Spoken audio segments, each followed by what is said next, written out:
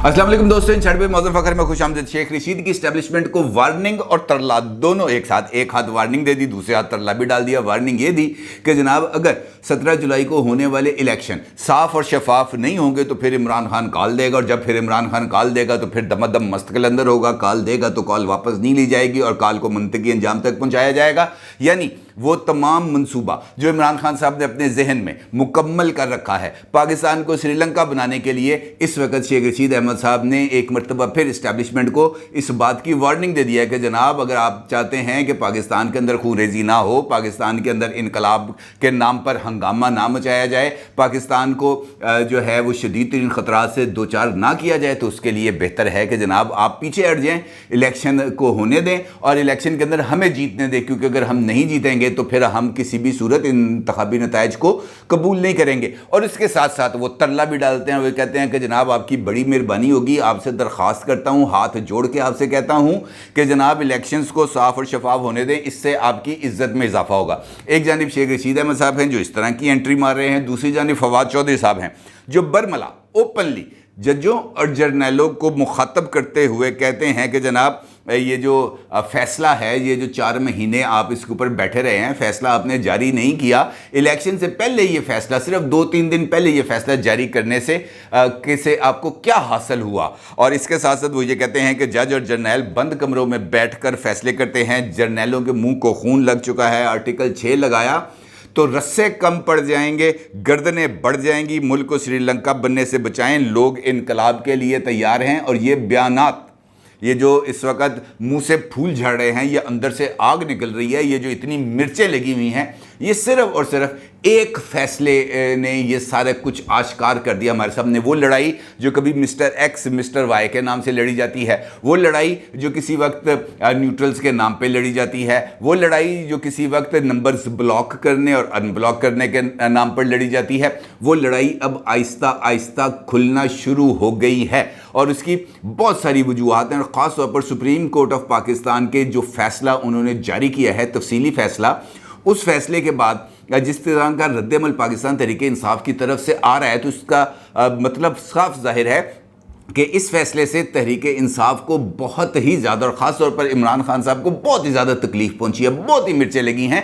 और सवाल ये पैदा होता है कि आखिर ये इतनी मिर्चें लगी क्यों, फैसले के अंदर ऐसा था क्या जिसने इमरान खान साहब को और पाकिस्तान तहरीक इंसाफ को सबको चीं बचीं करके रख दिया, सबकी चीखें निकल गई। आखिरकार इसकी वजह क्या है? तो जनाब इसकी वजह बड़ी सिंपल है, बड़ी सादा है। इमरान खान साहब ने लोगों को गुमराह करने के लिए, लोगों को बहकाने के लिए, अपनी शिकस्त को फतह में बदलने के लिए, अपने आप को लोगों में एक मरतबा फिर पॉपुलर करने के लिए, लोगों की आंखों में धूल झोंकने के लिए जो बयानिया तश्कील दिया था, सुप्रीम कोर्ट ने वो बयानिया वलेट के यूं साइड पे रख दिया, बल्कि उसको सरेआम ही रुसवा कर दिया और साथ साथ क्लैरिटी के अंदर ये बता दिया कि जनाब ये ऐसा है कुछ नहीं। अगर आप सुप्रीम कोर्ट ऑफ पाकिस्तान के फैसले के पैराग्राफ 24 से लेकर पैराग्राफ 36 तक, जो 86 सफ़े का तफसीली फ़ैसला उन्होंने जारी किया, अगर आप उसको तफसील से देखें तो सुप्रीम कोर्ट ऑफ पाकिस्तान ने बड़ी वजाहत के साथ बताया है कि साइफ़र की हकीकत क्या है,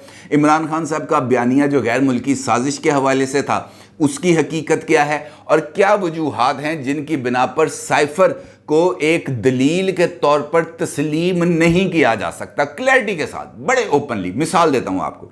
सुप्रीम कोर्ट ऑफ पाकिस्तान ने वाज़ेह तौर पर एक बात का जिक्र किया, क्योंकि ये साइफ़र का जिक्र होता है 3 अप्रैल को। वो 3 अप्रैल वो दिन है जब कासिम सूरी साहब गंडासा पकड़ के मौला जट बन जाते हैं और आइन की गर्दन उतार देते हैं, आइन को बिल्कुल पामाल कर देते हैं, और वो ये कहते हैं कि जनाब जो मैंने फैसला दे दिया वही सब कुछ है, वही हकीकत है। और उस फैसले के बाद इमरान खान असम्बलियों को तहलील भी करते हैं और आरिफ अलवी उसके ऊपर एक नोटिफिकेशन भी जारी कर देते हैं, और ये काम सिर्फ 5 से 7 मिनट के अंदर मुकम्मल हो जाता है। अच्छा, उसके अंदर जब वो रूलिंग देते हैं, और उससे पहले फवाद चौधरी साहब जो उस वक्त लॉ मिनिस्टर थे, वो इस बात का इजहार करते हैं कि जनाब ये साइफ़र इनफैक्ट इमरान खान की हुकूमत को घर भेजने की एक साजिश है, इसके अलावा कुछ नहीं।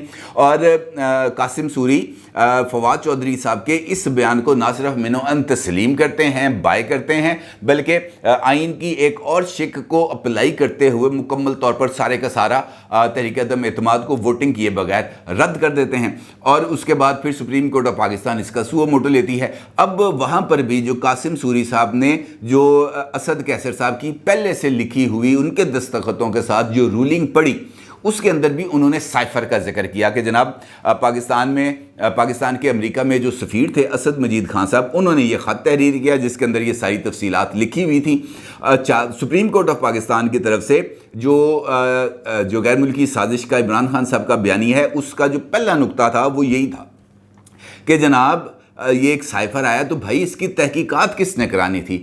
7 مارچ کو وہ مراسلہ لکھا گیا، 8 مارچ کو تحریک عدم اعتماد پیش ہوتی ہے، عمران خان پہلی مرتبہ 27 مارچ کو سائفر کا ذکر کرتے ہیں اور 27 مارچ سے پہلے جو 14 دن کی آئینی مدت ہے تحریک عدم اعتماد پر اجلاس بلانے کی وہ گزر چکی ہوتی ہے، یعنی 7 مارچ سے لے کر 27 مارچ تک کا جو ٹائم ہے اس ٹائم کے اندر عمران خان صاحب وزیر اعظم تھے، ان کے پاس نیشنل اسمبلی میں بھی اکثریت تھی، اس سے پہلے اتحادی بھی عمران خان صاحب کے ساتھ موجود تھے، اب مکمل طور پر وہ ان کے ساتھ انٹیکٹ بھی تھے، آلدو کہ ان کے اپوزیشن کے ساتھ اس وقت کی رابطے موجود تھے، لیکن انہوں نے باضابطہ طور پر عمران خان کو چھوڑنے کا اعلان نہیں کیا ہوا تھا۔ ایسے موقع پر اگر عمران خان صاحب ایک جوڈیشل کمیشن یا وٹ ایور جس طرح کی بھی وہ کمیشن چاہتے تھے اس کی تحقیقات کے لیے بنا سکتے تھے، لیکن انہوں نے نہیں بنایا، جان بوجھ کر نہیں بنایا، اور سپریم کورٹ نے اپنے فیصلے کے اندر اس بات کا ذکر کیا کہ سائفر کی تحقیقات کے لیے ایک انڈیپینڈنٹ کمیشن بن سکتا تھا جو نہیں بنایا گیا۔ کیوں نہیں بنایا گیا؟ کوئی جواب نہیں ہے اس کا۔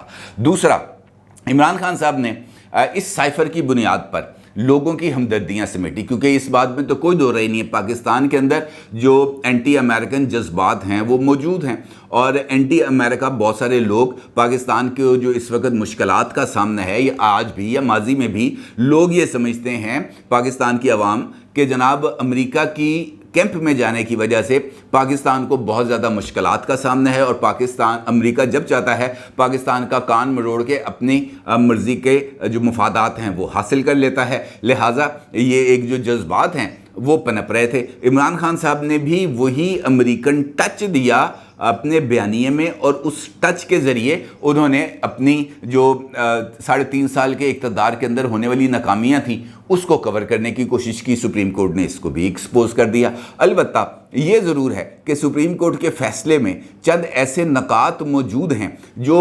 عمران خان صاحب کے بہت اقدامات اقدامات جہاں پر اس کو سزاوار ٹھہرا سکتے تھے، سپریم کورٹ نے شاید جان بوجھ کر ان تمام اقدامات کا ذکر نہیں کیا۔ جس طرح میں نے بھی آپ سے ذکر کیا کہ 14 دن کے اندر اجلاس بلانا لازم ہے، آئین کے اندر یہ بات لکھی ہوئی ہے، لیکن اگر آپ آئین کی خلاف ورزی کرتے ہیں، 14 دن کے اندر اجلاس نہیں بلاتے، تو اس پر آپ کے خلاف کوئی نہ کوئی کارروائی ہونی چاہیے، کوئی نہ کوئی سزا ملنی چاہیے۔ لیکن سپریم کورٹ آف پاکستان نے اپنے فیصلے میں اس کو بالکل سائڈ پہ کر دیا، انہوں نے کہا جی وہ پہ آ جائے، جو یہ خیر اجلاس نہیں ہوا، بلا لیا گیا، چلو کوئی بات نہیں۔ یہ تو آئین کے ساتھ ایسا نہیں ہوتا، قانون کے اندر ایسا نہیں ہوتا، وہاں پر جو غلطی ہے، جو جرم ہے، اس کی سزا ملتی ہے، اس سے پیچھے نہیں ہٹا جا سکتا، کسی بھی صورت نہیں ہٹا جا سکتا۔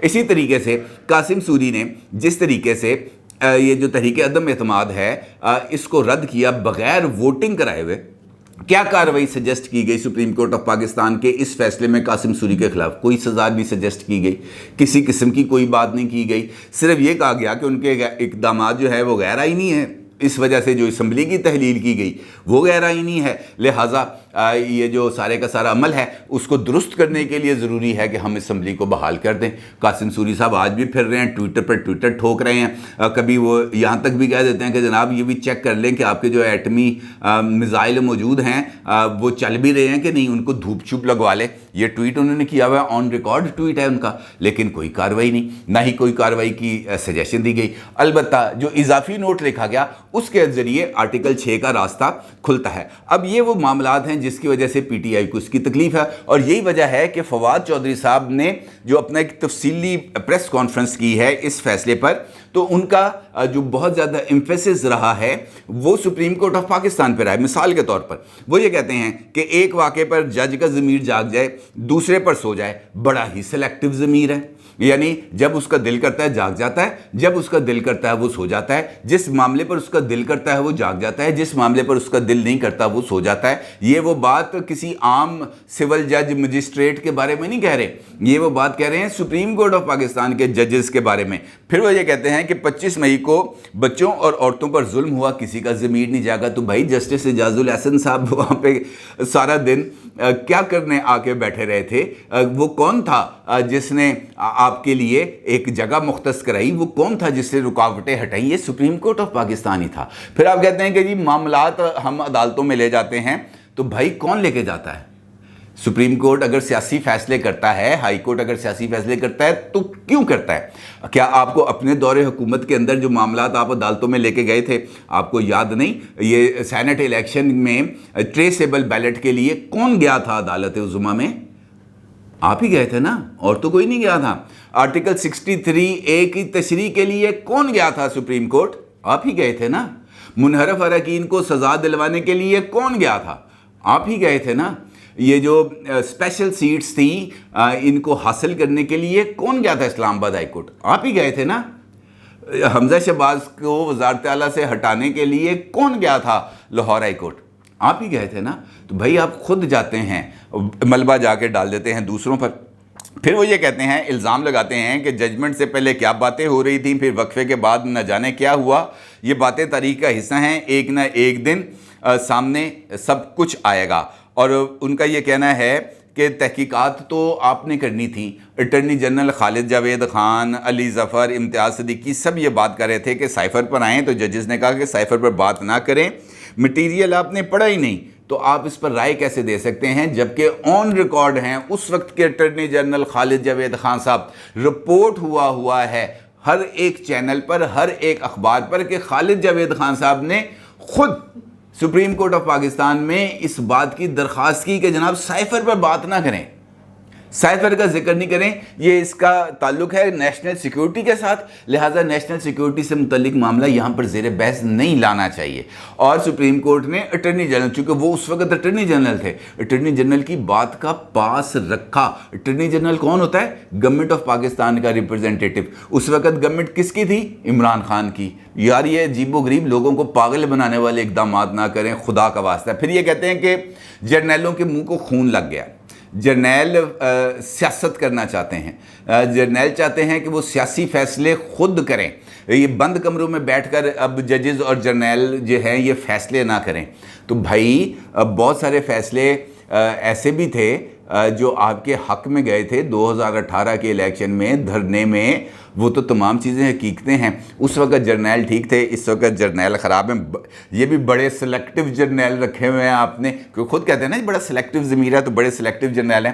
پھر وہ فرماتے ہیں کہ جناب آرٹیکل 6 ایک فیصلہ, ایک اضافی نوٹ لکھا ہوا ہے اسی فیصلے میں, جس کے اندر یہ کہا گیا ہے کہ جناب یہ جو ساری کارروائی ہوئی ہے یہ اس بات کا ثبوت ہے کہ آرٹیکل 6 کی خلاف ورزی کی گئی ہے, اور حکومت اگر چاہے تو وہ سنگین غداری کے تحت اس پر کارروائی کر سکتی ہے, لیکن ہم اس پر کوئی کارروائی نہیں کریں گے. جو کچھ کرنا ہے وہ پارلیمنٹ کرے اور منتخب نمائندے کریں. اس پر فواد چودھری صاحب یہ کہتے ہیں کہ آرٹیکل 6 لگا تو رسے کم پڑ جائیں گے. بلو رسیاں دی فکر نہ کر, رسے بڑے گردنیں تیار کریں. لیکن مسئلہ یہاں پہ یہ ہے کہ جو حکومت ہے وہ اتنی ٹھنڈی اور اتنی کو ہومیوپیتھک حکومت ہے کہ جس کے اندر کوئی ذرا سا تپڑ ہی نہیں ہے کہ وہ اٹھ کے کھڑی ہو جائے, وہ کہے کہ جناب اب ہمارے ہاتھ میں یہ چیز آ گئی ہے, اب ہم نہیں چھوڑیں گے. وہ نہیں کریں گے, کسی بھی صورت نہیں کریں گے. شہباز شریف صاحب فیصلے پر جو رد عمل دیتے ہیں وہ یہ کہتے ہیں کہ جناب بڑا زبردست فیصلہ ہے, اس نے پی ٹی آئی کو ایکسپوز کر کے رکھ دیا ہے, غیر ملکی سازش کے بیانیے سے ہوا نکال دی ہے. مجال ہے ان کے منہ سے یہ نکلا ہو کہ یہ جو اضافی نوٹ لکھا گیا تھا جس کے تحت یہ بات کی گئی ہے کہ جناب آرٹیکل 6, مجال ہے کہ ہم جناب یہ سپریم کورٹ کے اس فیصلے کے اوپر اپنی لیگل اوپینینز لیں گے, اپنے قانونی ماہرین سے مشورہ لیں گے, لا ڈویژن سے مشورہ لیں گے, لا منسٹری سے مشورہ لیں گے, اور اس کے بعد کابینہ کے اندر اس بات پر ڈسکشن کریں گے. مجال ہے ایک لفظ بولا ہو. تو بھائی آپ رسوں کی فکر نہ کریں. یہ اگر فیصلہ کر لیں نا شہباز شریف صاحب تو رسے بڑے, اس کی فکر نہیں کرنی ہے آپ نے. پھر آپ کہتے ہیں انقلاب آئے گا, شفاف انتخابات نہ ہوئے. شیخ رشید, شفاف انتخابات نہ ہوئے تو انقلاب آئے گا, پاکستان سری لنکا بن جائے گا. ٹھیک ہے, آپ انقلاب لانے کی کوشش کر سکتے ہیں, لے آئیں, کون روک سکتا ہے بھائی؟ جس کے پاس بندے ہیں, جو بندے نکال سکتا ہے, جو کروڑ سوا کروڑ بندے نکال سکتا ہے, وہ لے آئے انقلاب. لیکن پہلے بندے تو نکالیں.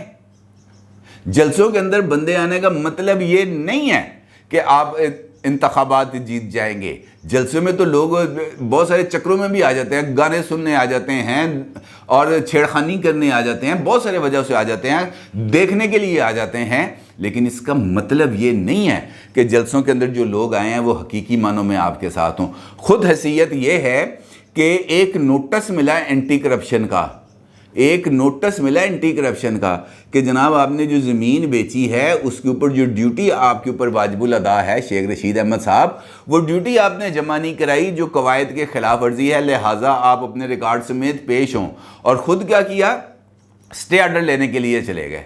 اپنا یہ عالم ہے کہ عدالتوں کے پیچھے چھپتے ہیں, اپنا یہ عالم ہے کہ کوشش کرتے ہیں کہ بھائی دائیں بائیں سے گزر جائے, سارا جھوٹ ہی ہو, ہمارے پہ کوئی بات نہ آئے, ہمیں اندر نہ رہنا پڑ جائے. لیکن جب پریس کانفرنس کرتے ہیں تو دھمکی پہ دھمکی. رانا ثناء اللہ میں ہمت ہے تو ہمیں گرفتار کر کے دکھائے, مجھے لے کے جائے, خمیازہ بھگتنا پڑے گا, سارا کچھ باہر آ جائے گا.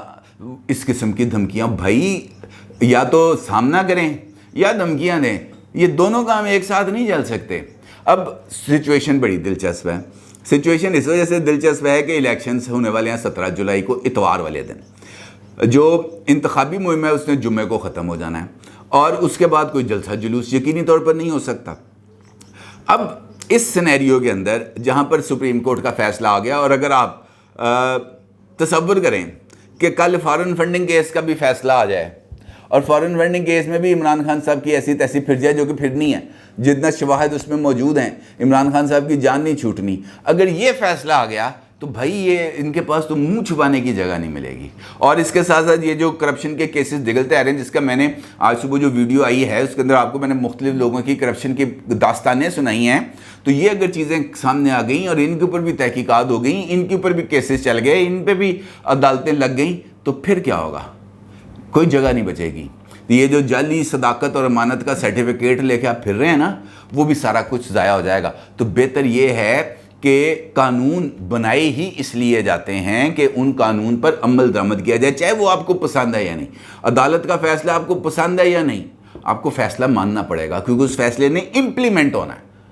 نواز شریف صاحب اور مریم صاحبہ کو سزا ملی, وہ اپنی مرتی بیگم کو, وہ اپنی مرتی ماں کو لندن میں چھوڑ کے جہاز پہ بیٹھے اتر آئے لاہور. پتہ تھا کہ سزا ملنی ہے, پتہ تھا کہ جیل میں جانا ہے. 4 دن اگر وہ مزید رہ جاتے, محترمہ کلثوم نواز کی جب تک زندگی تھی وہاں پر رہ جاتے, کسی نے ان پر انگلی نہیں اٹھانی تھی, کوئی کسی نے کچھ کہنا تھا, کیونکہ جب بھی واپس آنا تھا معاملہ تو یہی ہونا تھا نا کہ ایئرپورٹ سے ان کو گرفتار کرنا تھا, ڈیالہ جیل بھجوا دینا تھا یا کوٹ لکھپت جیل بھجوانا تھا, اس کے علاوہ تو کچھ نہیں ہونا تھا.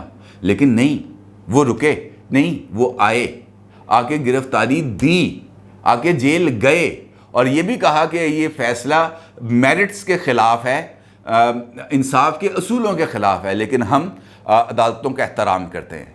یہ میرٹس ہیں, یہ ہے وہ کلچر جس کو ترویج دینا چاہیے. صرف دھمکاتے رہنا کہ انقلاب آ جائے گا, انقلاب آ جائے گا, پاکستان سری لنکا بن جائے گا, خون کی ندیاں بہہ جائیں گی, ججز جرنیلوں کے منہ کو خون لگا ہے, یہ ساری ہوائی باتیں ہیں, ان سے کوئی اثر نہیں پڑے گا. اصل فرق پڑے گا اس صورت پڑے گا کہ شہباز شریف اس کے اوپر ایکشن لے. اگر وہ ایکشن نہیں لے گا تو کوئی فرق نہیں پڑے گا. اس طرح کے معاملات چلتے رہیں گے, دھمکی آتی رہیں گی, اور اس کے بعد 4 باتیں ادھر سے ہوں گی, 4 باتیں ادھر سے ہوں گی, الیکشن ہوگا, کہانی ختم. ہاں البتہ اگر الیکشن کے اندر عمران خان نہیں جیتتا الیکشن, تو پھر اس کے بعد نئی گیم ڈیولپ ہوگی, اور اس کے ذریعے وہ اسٹیبلشمنٹ کو ایک مرتبہ پھر دباؤ میں لانے کی کوشش کریں گے. اگرچہ وہ اس وقت بھی, جب میں آپ سے گفتگو کر رہا ہوں, اس وقت بھی وہ اسٹیبلشمنٹ کی منتیں ترلے کر رہے ہیں کہ جناب میرے ساتھ کوئی معاملہ کر لو, لیکن ادھر سے کوئی جواب نہیں آ رہا. اور جب تک جواب نہیں آئے گا عمران خان صاحب یہی ڈبل گیم کھیلتے رہیں گے, اس کے علاوہ ان کے پاس کوئی اور آپشن نہیں ہے. اپنی رائے کا ضرور اظہار کیجیے گا. آپ کا بہت شکریہ. اللہ حافظ.